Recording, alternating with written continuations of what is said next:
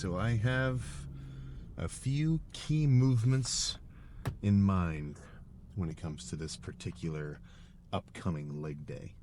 Now, hamstrings will be simple enough. Laying curls, RDLs, and actually that's kind of all that I have access to because there's no seated curl at this gym. But to make up for it, they do have basically everything I could ask for quad-wise. Good plate loaded or no. Well, actually, I mean, they do have a plate loaded leg extension, but a good stack loaded prime leg extension and hip press, which I really fucking love. A hip press, Arsenal pendulum squat, and then a couple of other kind of hack squats and things, which sometimes I'm not the biggest fans of, but that's where I want to try to spread my freaking horizon, guys. When it comes to the pressing, that's something I noticed a little bit of a boost to my quad gains on this last bulking phase, and I don't want to slow down that momentum. So hamstrings will be whatever. I'm only going to drink the pre-workout I've got once I actually roll up to the gym because I want quads to really shine. And I could tell even when I was doing cardio on the bike this morning that my quads kind of felt extra fresh. So I think the going forward with a heavier quad day and then maybe a lighter, really just like kind of a quad pump at the end of a more hamstring focused day is going to be a good alternation.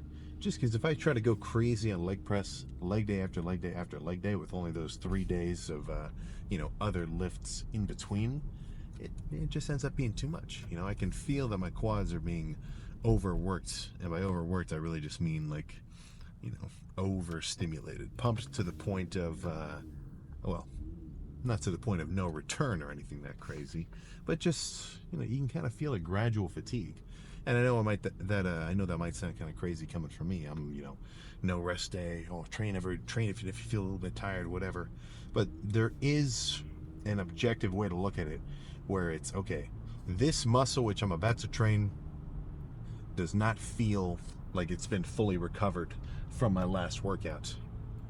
Odds are it's just going to be in your best interest to maybe turn into kind of a lighter accessory day for whatever that body part is, if you still want to do that one specifically, or just do a different body part, or save it for the next day.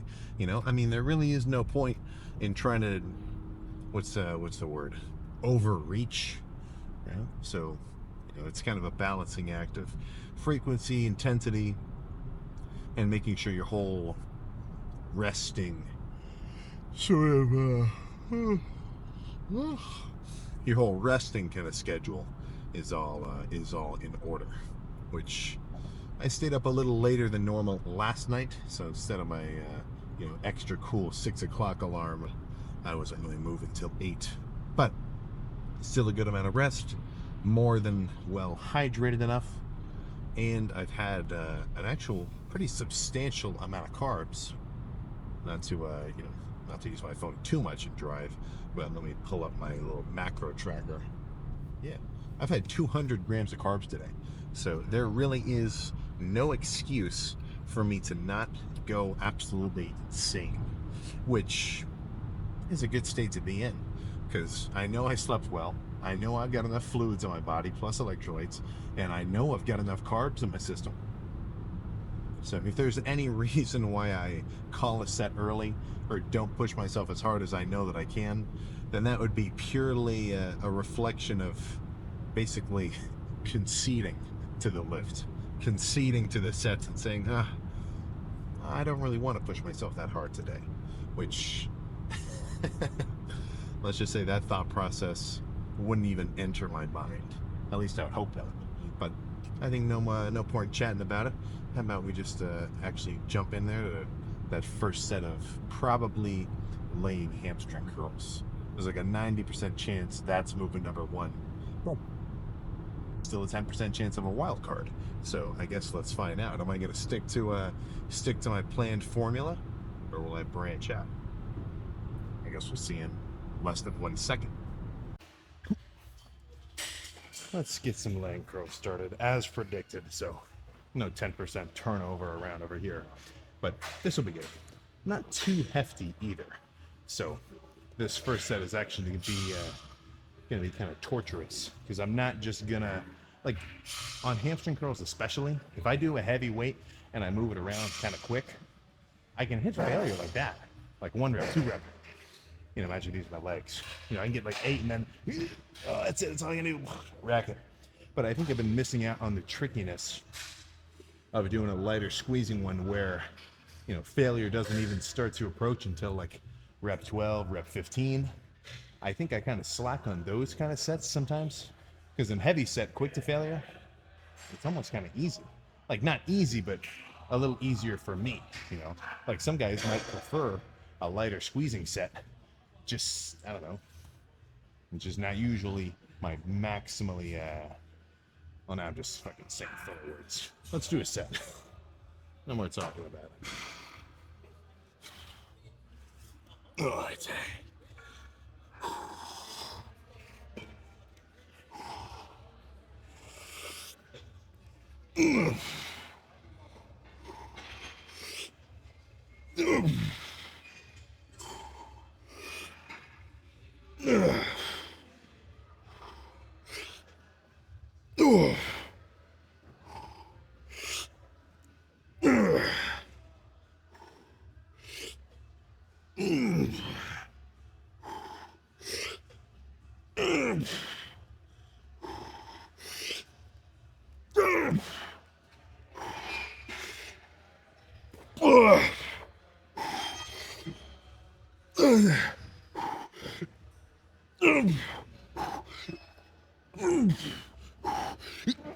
oh, yeah, okay.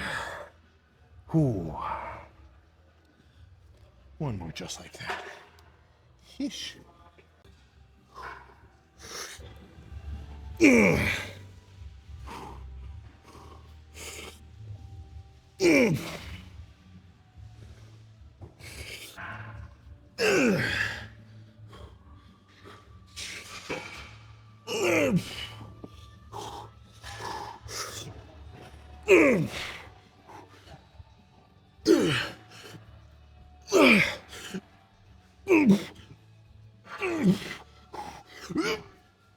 Okay. Oh. One more, but I gotta drop the weight. Let's go from 130 to 90.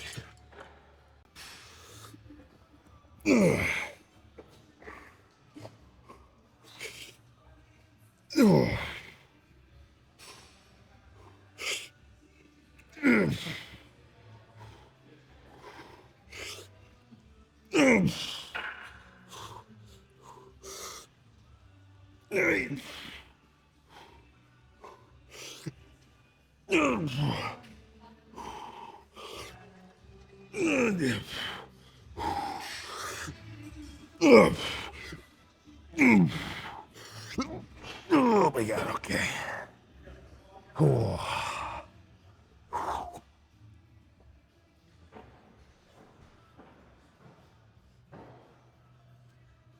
That was good. So now I've got the question, should I do some RDLs? Or should I just leave hamstrings today at the squeezing work, save more hip hinging stuff for next leg day, really heavy, sort of to alternate the 2 days? I think that might be a better bet, because I kind of want to save a little bit more lower back strength and even some hamstring for quads. I mean, my hamstrings are going to be feeling it on some leg press later. And if today's supposed to be a quad focused day, it would make sense. Now I'm trying to fight the logic of, oh, don't do any more, it burns. But I think one more here will be good, and then move on to quads. Really just to highlight the pushing part.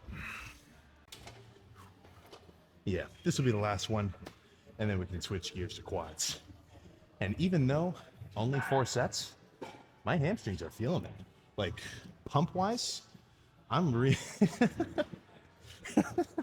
This sounds funny for me to say, because just a few months ago, I was saying, man, I'm really feeling the 750 grams of carbs that I ate before this lift. But now I'm saying I can really feel the 200 grams. But, I mean, fuck, man. Just goes to show the power of being well-fed and prepped for your lifts. But one more nasty squeezing one, and then hamstrings will be complete for today. All right, come on.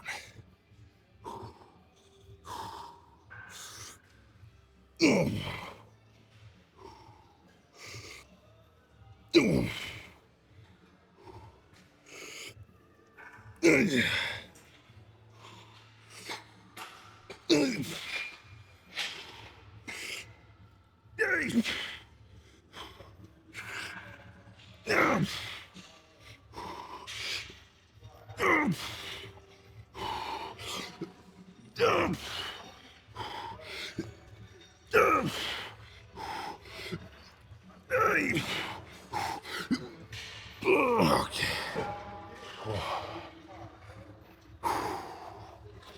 Let's move on. So, this is going to act as not, it's a working set, but more so I feel this is acting as like a primer movement. You know, most of the work is going to be done on the leg press or Smith squats or maybe even the pendulum over there. I mean, who's to say? But I want to kind of be warm before I get to that point.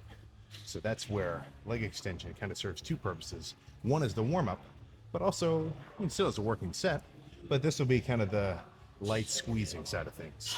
It's like how on triceps, I've been liking squeezing sets with the rope first before moving on to maybe some of the heavier stuff. It's and it's a combination of like, I think that's a good way to go about it, but it's also just lets me make sure all the sets that I do feel good. I used to think in my mind, okay, I want to squat, it's leg day, I want to squat as heavy as possible, so I would warm up as little as possible. Like, I'd still warm up, I'd still do some leg extension, I'd still do 1 plate, 2 plate, 3 plate squats to get into it, but in my mind I'm like, okay, I need to be completely fresh before this set of squats so I can make it as effective as it can be. And like, sure, I could do a crazy set, but I think I'm better off easing into it so that I'm already nice and warm beforehand. And my rate of like adductor tweaks or quad pulls or any other kind of weirdness, it's decreased since I started this approach. So I'm not saying it's the best way or anything, but it's been working out pretty well for me. So no more talking. This will be 5 reps, 5 reps, 5 reps, 5 reps, squeezing slow. And then we can start the real lift, or the heavier sets, I mean.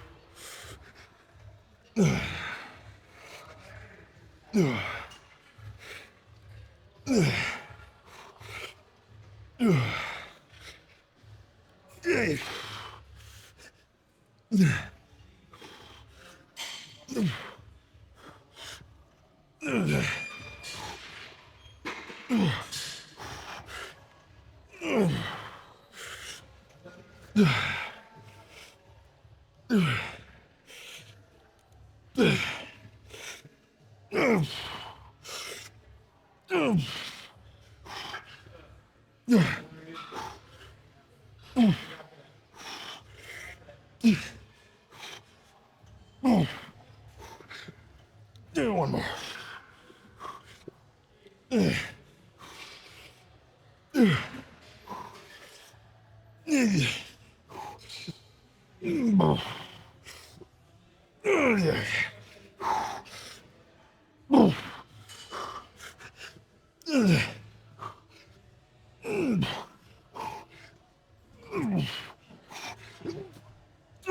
Okay.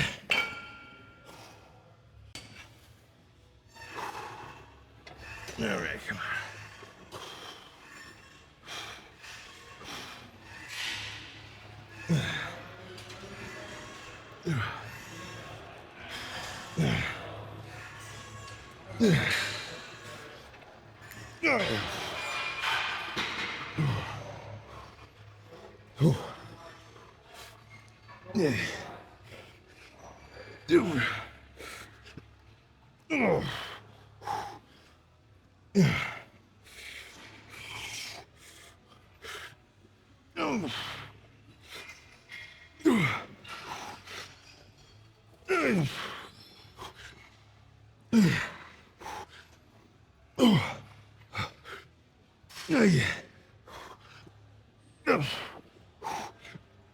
Say one more.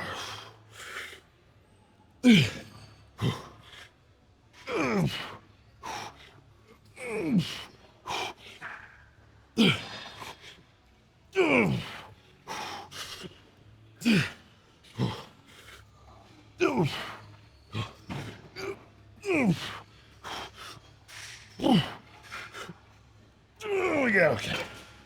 Oh, all right. Let's move on.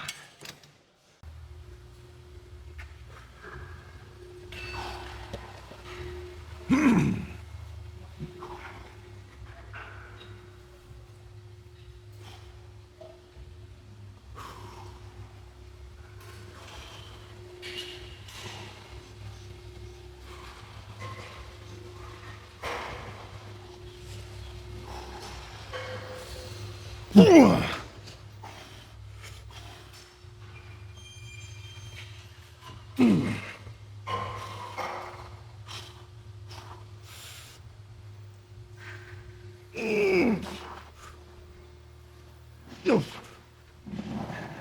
Yeah. Yeah. Yeah.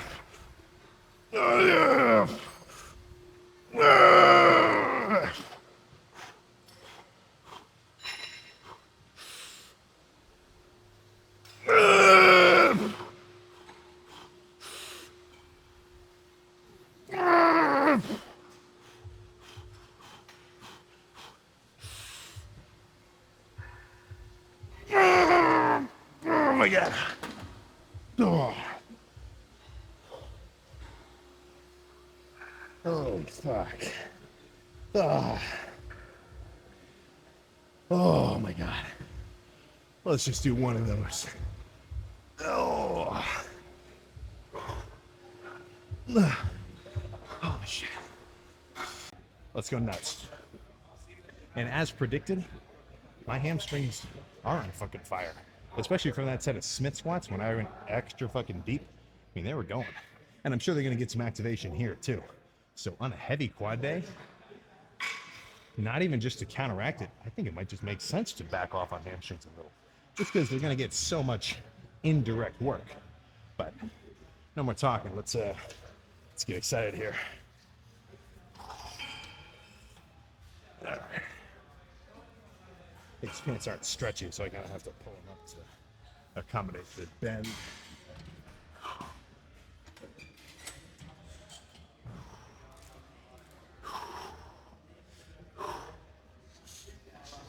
All right.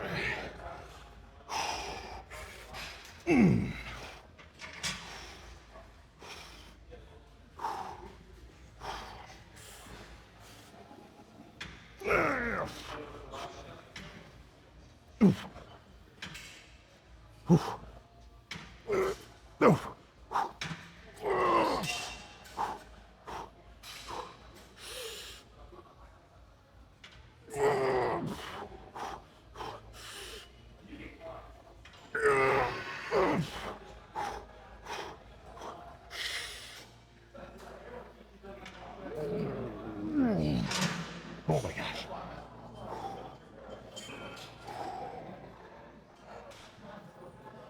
Oh, I really got to control it on the way down.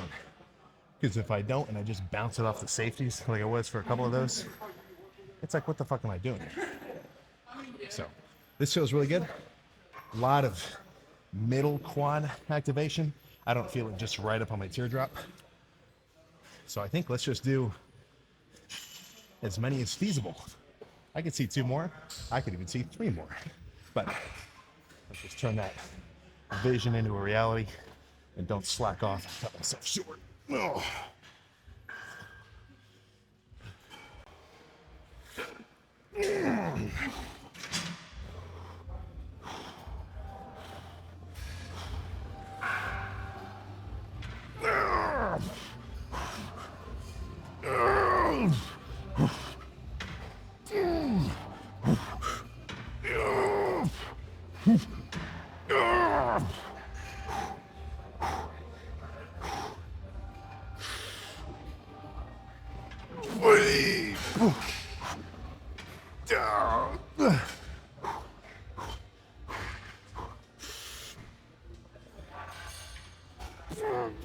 Oh my God. Oh. Oh. A few more. Oh. Whew. Same shit. Different song though.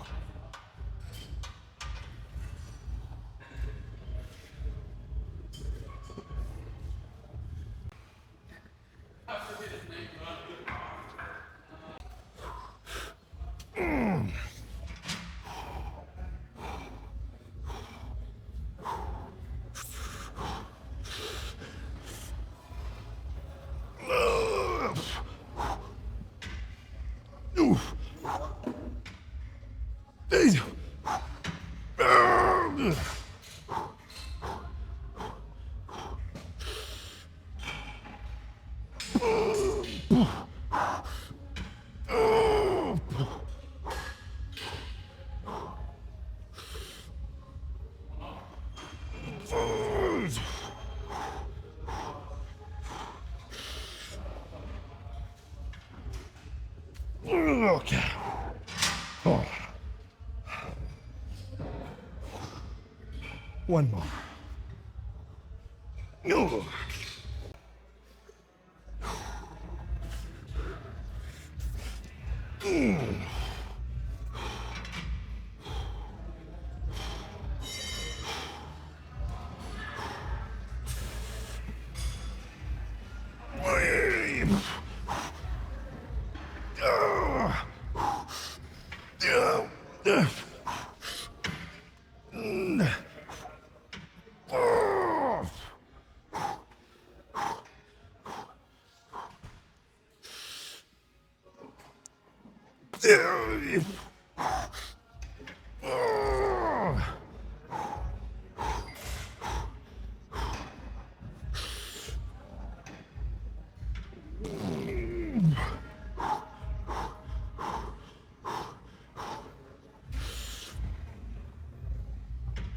Oh my God, okay. Oh shit. Oh. Okay. That's enough. Ugh. Oh. Oh. Ah, let's pose down. There we go. All right, I'm trying to be extra finicky with the camera. I'm doing a try and manual focus for this one. So if it looks trash, don't be afraid to tell me. I can adjust. But legs, I did stop by the leg extension for one more kind of I don't know if I'd say finisher, but just for a couple reps of like light squeezing leg extensions, just to really kind of pump my quads up a little more. Like the workload of those sets was not crazy. It was nowhere near like one of the working sets of like legit leg press. Definitely nowhere near that set of Smith squats, but still accumulates and adds to the lift's overall kind of, you know, hype and intensity. So now that it's all over, let's see how they're looking. All right, and I should be approaching some extra freaky kind of quad separation and whatnot soon enough. I mean, we're getting close to something. Like that's some pretty reasonable, actually that's very reasonable separations, especially for being fully bulked. So that actually sounds pretty cool. Hamstring kind of poking out, fancy lines in the calves. And then, little hints of some quad veins here and there. Maybe a little breath hold will really reveal them.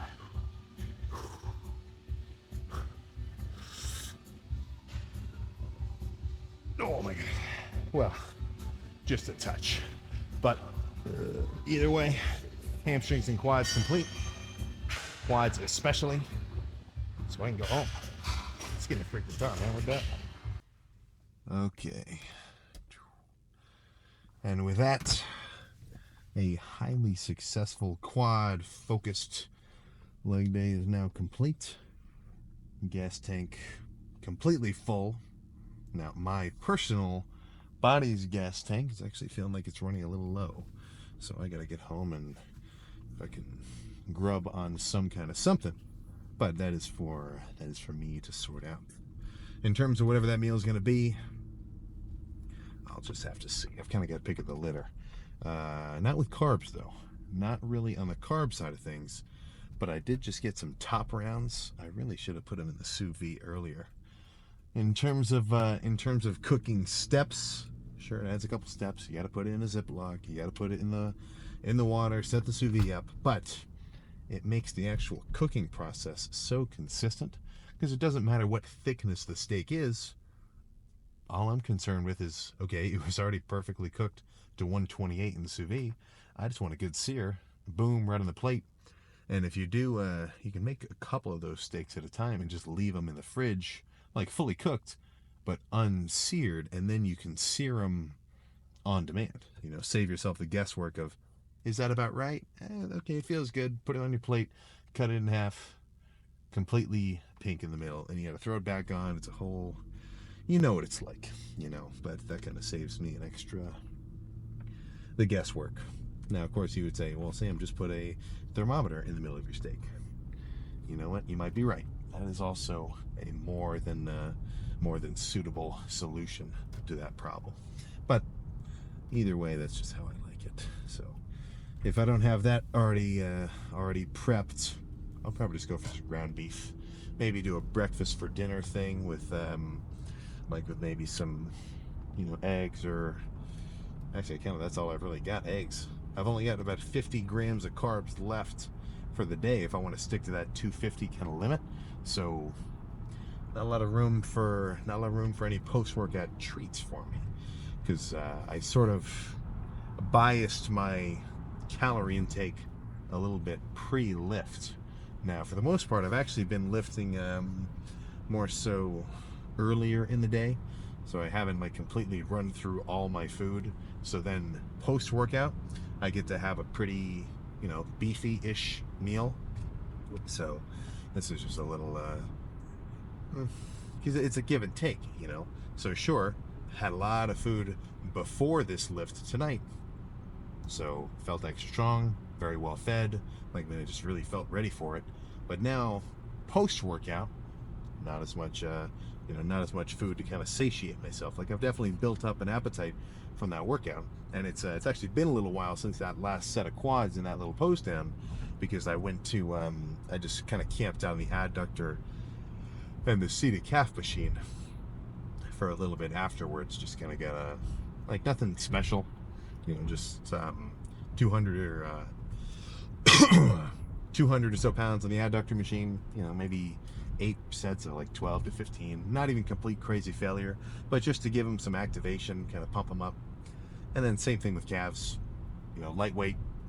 And by lightweight, I just mean weight where I can really control the squeeze of it. It was still heavy enough to feel like I'm, doing work. And then, just sat there for 15 minutes, kind of just scrolling Instagram in between each set. And then that was the end of it. So all in all, that was a good lift.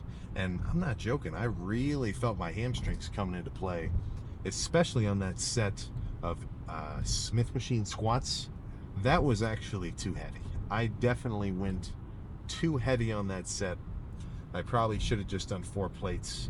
And that's not from a point of I hurt myself, but it was definitely kind of redlining it. I was just talking to a guy where he was telling me he's kind of easing into his quad pressing stuff because he's had to, back off a little because he kind of hurt his leg. And I said this analogy, I'm sure, your car can rev to 7,000, but probably shouldn't stay there all the time. Maybe ease back to a regular kind of 5 or 6 or whatever, at the most. So that's kind of how I should treat these sets when it comes to the heft of them, because the leaner I get, I mean, it's not a guessing kind of deal. The more susceptible I'm going to be to any kind of tweaks or injury. Like, there's not as much of a buffer. When you're bulked up and you're eating a ton of food, you have a little bit of leeway. Like, you can kind of overdo it sometimes, and since you're full of carbs and strong and well rested, or maybe you pull something, you're eating a lot of food, your recovery, or I guess you could say your recoverability, is very primed. It's very ready to kind of heal you up with any tweaks or, your elbows or your knees or anything else. But when you're in a deficit, you're dieting down, if you start to overdo it, your joints are going to tell you. Your knees are going to start getting a little tender, your elbows are going to start flaring up a little bit. And if you just keep trying to push through that, then lift after lift after lift, you're just going to get more and more uncomfortable. Your knees really going to be hurting you. And then instead of backing off and saying, okay, let's just do some light days for the next few weeks, ease back into some heavy weight once I feel ready for it, now you're at a point where it's like, yeah, I used to squat in high school, but I blew my knee out. And nobody says this. Like, if you talk to your dad or somebody a little older and they tell you, like, they used to do this, but then they totally blew their shoulder out. Unless there's a direct story, like the guy got totally blindsided playing football or something, or like an accident. It's usually just repetitive stress on repeat until shit just fucking broke down. I mean, I see it a lot. Guys will, not so much recently, but I'd see, well, I'm kind of just, every time I say this, I'm really just calling out the same guy. But the basic gist was, he'd always be telling me his shoulder, his rotator cuff was really bothering him. And it's like, yeah, man, bench really is totally messing with my shoulder. And the guy's telling me this while he's loading weight onto a flat bench. Dude, you got this poison ivy on my arm. It's really starting to fucking itch. And the guy's rubbing his arm against poison ivy. It's like, there's some kind of disconnect there that I must be missing. But of course, that's easy to say from a third person perspective. And I think I've had just enough minor tweaks and pulls, and even like getting close to injury, like legit injury, where I'm starting to have a little bit more, or not starting, like I've definitely noticed I've had a lot more respect for some of these sets, because I know, if I try to push it too far beyond my means, I'm gonna really wreck myself. So if you've noticed, my rate of injury has decreased very rapidly over this last year or so, and I want to keep that up. Frankly, if I never pulled another muscle in my life, I would say yippee, right? But then it's that raises the question, like, okay, well, are you really pushing it if you're not doing a weight that's maybe a little bit dangerous? But I think that's just a cool way of trying to say that. You're probably best off doing weight that's not going to hurt you, but that's still heavy enough to give you a reasonable stimulus. So try to get smarter with your training over time, and try to get smarter with freaking anything over time. Right? A fourth grader is obviously going to know more than a first grader. He's been doing school for an extra 3 years. The same thing should apply with you as a lifter, man. I think a lot of guys reach a point after maybe 2 or 3 years where the excitement about working out kind of wears off. Because if you scan back to when you were a beginner and you didn't really know everything about the working out yet, you were probably watching every fucking workout video that there was, trying to get all these tips and details, like, okay, how should I do this? What split should I do here? And they go, progressive overload, maybe I should do some drop sets. Or like, it's fun, it's new, so it's very motivating to try to learn new shit. But that wears off. We start to tell ourselves, oh, we know what we're doing. I know what, I know everything. Like, you don't say that, but subconsciously you're like, I know what I'm doing here. I don't have to work on it anymore, right? So it's kind of like, the guy who questions himself for a minute is only a fool for a minute. The guy who never questions himself is a fucking fool for life, So that's where I'm always trying to, keep an open mind. I'm actually, I feel like I've got a very different mindset for my training, even from just 2 years ago, in terms of actually being open to, like, new shit, backing off a little bit, hearing real advice, and taking that at its face value and starting to apply it to my own training. Because that's the important part. I mean, anybody can give you a million lectures about working out and exercise selection and styles and like different set rep schemes, or like why you should do some squeezing sets here or maybe overload some sets here or whatever. But if you can't apply it to your own personal training routine, then it's all just words, right? So that's where you can't put too much value on just the words alone, because this is something I love to reference. CrossFit dudes, guys who work out only full body, guys who do like a once a week bro split where they split every day of the week into just one muscle group, like they're hitting every muscle group only once per week instead of closer to twice per week. Olympic lifter guys, even just regular kind of sports athletes, somebody that plays soccer and they're really getting into it, just doing mainly cardio training, or wrestlers. All these guys, if they're doing it at a high level and they're not in a extra bulked, they all develop muscle. So I don't think it's really a question of doing it absolutely perfectly in general. It's more so make sure you have a routine that you like, that is at least working for you, and then just go from there. As long as it's working, keep going harder. And if you notice something's maybe straying off the path of really being kind of refined in your training, try to adjust it, right? There's no I don't know where I'm going. I got to keep checking my directions. This gym's pretty far away from me, but it's it's not a one trick, it's not a one answer sort of situation. I think a lot of ways to skin a cat with this working out stuff.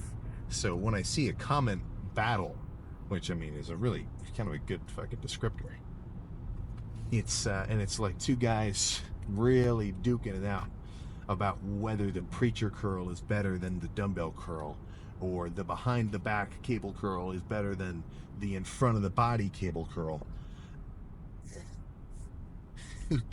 I'm not just trying to make light of that argument, but who cares, man? Right? Are you getting a pump? Are you working out as hard as you can? Right? Are you really trying to maximize your own intensity on your daily workouts? If all that is in order, nobody who's really killing it with their own training is getting into that kind of discussion, because I think guys who really get a good grasp of their working out start to understand there are no gimmicks, there are no specific like movements where this is the magic answer. It's the real stuff that's actually going to start to make differences in your progress is it's not flashy, right? It's going to bed, it's having a jug of water with you at all times and staying totally hydrated. It's hitting your meals, it's being well fed before your workouts and refueling yourself with good post-workout meals. And then in a bulking and cutting context, it's making sure that your calorie intake represents what your actual body composition goals are. If all those things are in order, then the working out part just falls into place, So that's my shtick there, right? As much as there is value in really trying to, focus this magnifying glass on the exact perfect spot of gains inducing training, if you've got high enough intensity and you're really taking these sets as far as you can on the regular, more than 80% of the time, even just more than 60% of the time will put you in the green, at least for a while, you'll start to see what I'm kind of talking about, So, not to mention the fact that everybody's body is going to respond to different styles of training, not even just in like a fast twitch, slow twitch, different kind of like muscle ratios, but also your legs are a totally different angle than mine, and your arms are different lengths, and your shoulders are different widths. So some machines that might feel awesome for me are going to feel shit for you, and the same thing applies to everybody else. So there's not necessarily one answer that you can suddenly come across by listening to somebody else's video. It really is just a situation of trying to learn your own body and adapt your own training to it, right? So it's not the flashiest tip ever, but I do think that's where a lot of the bread and butter really lies. So plan for tomorrow, chest. Not exactly sure where I'm gonna go, but I could save that for Sam tomorrow to decide. I'm just gonna focus on getting a good post-workout meal in, Definitely slamming some extra water. I was really sweating today. And then probably just dreaming about a chest pump for tomorrow, which would not fucking surprise me considering how much I'm thinking about it. So I guess I'll just see you then. Try to emulate the intensity of that Smith's machine squat set. That was probably the hardest one today. That was really good. I was getting extra fucking amped up and hyped for it. So until then, I'll see you for chest.